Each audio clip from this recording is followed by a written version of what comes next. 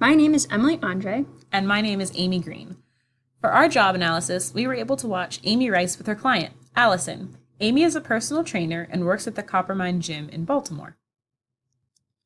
Social skills that we observed with Amy is that Amy produces speech to talk to her client, initiate new exercises, and describe how to do the exercises if the client needs explanation. Amy places herself at proper distances from the client when talking to her and giving her instructions to show that she is being attentive, but also not overbearing or demanding by being unnecessarily close while giving instruction. Amy also acknowledges and encourages the client throughout her exercises by verbalizing when the client is doing the exercise correctly so that the client does not need to question whether or not their form is correct. Amy uses touch to gently guide the client into proper position when their form is slightly off. Amy does not grab too hard or move too quickly when adjusting the client's form so as not to hurt her. Some motor skills that we observed are that Amy uses the motor skill of bending while sitting down and helping the client keep mark of where she should be holding her hands while doing exercises. Amy also uses bending to reach down and pick up the equipment after the training session is done. Amy walks to see the position of the client from different angles and viewpoints. She also walks to put away equipment and to move the client to a different part of the gym to do different exercises. Amy constantly changes her position with each new exercises that she instructs the client to do so that she is a proper distance away from them, either to see how she is positioning their body or to be able to physically instruct them on how to move their body. Amy uses stabilization as she moves through her environment and around the client without losing balance. Amy is also able to stay balanced while demonstrating different positions to the client and does not fall over while doing them. Processing skills. Amy terminates each activity at the proper time to end a set of exercises so that the client is not over or underworked. Amy uses verbal cues to terminate each exercise so that she can initiate new ones. Amy chooses the exercises, tasks, and durations for each client to do based on the client's energy, ability, and goals. Amy initiates new exercises by telling the client what the new exercise will be and often initiates the new exercise by demonstrating the exercise for the client. Amy attends to everything that the client does so that she can notice if the client is doing the exercise even slightly wrong. She does not look away from the client and thus is able to give constructive criticism when the client is not positioned correctly for an exercise. Moving on to neuromuscular, skeletal, and movement-related functions. As Amy demonstrates the exercise and corrects the client, she uses control of voluntary movement. She needs to have accurate bilateral coordination, ability to cross midline, and gross motor function. There are many times when Amy squats to talk to her client as she's holding an exercise. Adequate muscle endurance must be present to sustain the prolonged muscle contractions while she's holding a position, such as a squat or a lunge. The majority of Amy's job is standing, so it's necessary to have stable joints so she can stand without physical interruption and demonstrate exercises to the client. Joint mobility is most necessary when Amy is showing the client how to complete an exercise when she is cleaning up her area after a session. Mental functions that were observed is that Amy uses judgment after analyzing the client's movements to determine if she needs to have the client adjust her position or what adjustments are needed. She also uses judgment to determine what exercises the client should do next and how many durations. Amy uses divided attention to both watch what the client is doing and to keep track of time to prevent the client from going over time on a certain exercise. Amy uses multi-sensory processing to take in information from touch, pressure, sight, and sound to interact with the client and determine how she will react to the client's questions and movements. Touch and pressure are used while positioning the client so that Amy knows when she is touching her and how much pressure she needs to apply to move her.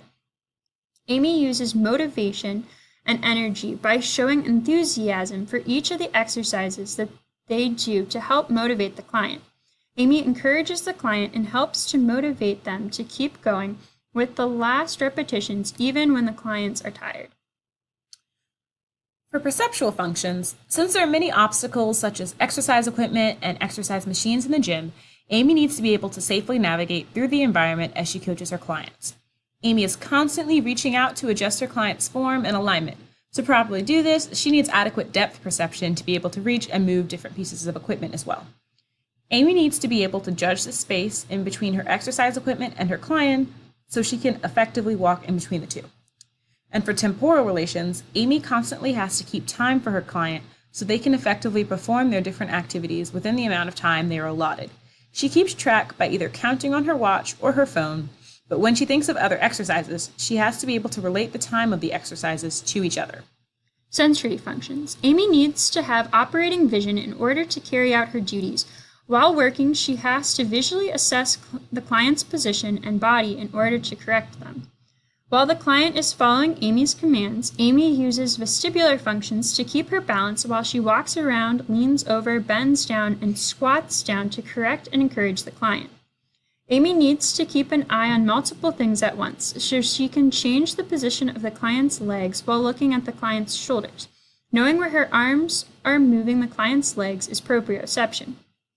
Amy uses hearing to be able to hear the client as she responds to her commands or asks questions about the exercise.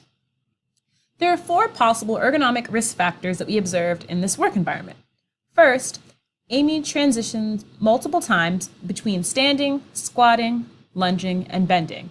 It was apparent that this could cause a future problem. After many years of transitioning between these positions, Amy could have a higher risk of contracting the osteoarthritis due to the significant and daily repeated wear and tear to her joints.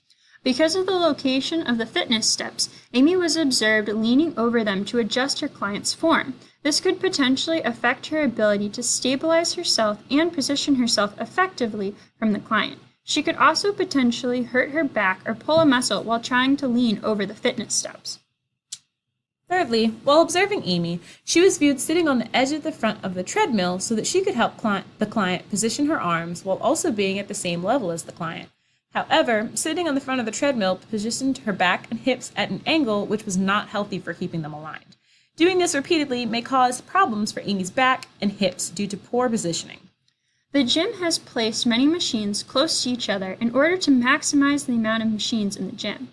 As Amy trained her client, however, it became apparent that this was a tripping hazard for both individuals.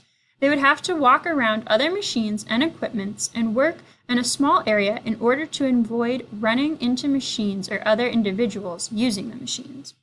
To maximize job safety, we've created 8 recommendations for Amy. To create and promote job safety, we recommend that the gym enhances the process of teaching new exercises by altering the environment to provide charts on the walls of different kinds of stretches and exercises so that instructors like Amy can provide the client with a visual reference if they are not understanding verbal instructions. The gym could also alter the environment to provide small cubbies on the side of every exercise machine so that the training instructors and their clients can have a place to put their phones and other small personal items. This would be helpful because there were a few times Amy came close to stepping on her phone while training the client.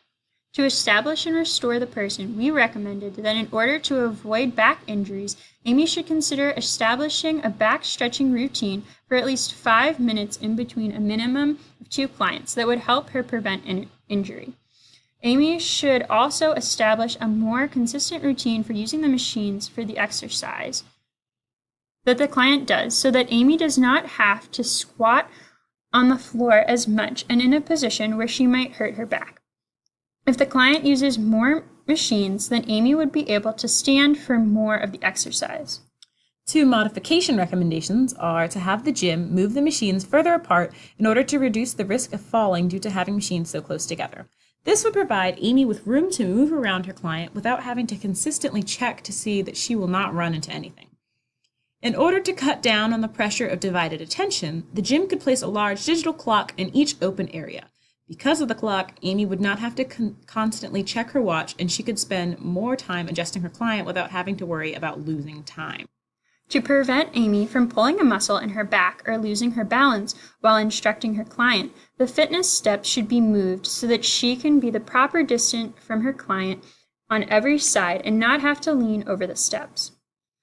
We greatly enjoyed watching Amy train her client. Also, to prevent Amy from hurting herself by sitting on the treadmill, the gym could provide a more open space for trainers to do basic stretches and exercise with their clients, as well as to provide chairs with wheels and adjustable height. This would allow Amy to still sit while helping her client and other clients with their exercises, but would prevent her from sitting with poor posture that may hurt her back and hips in the future.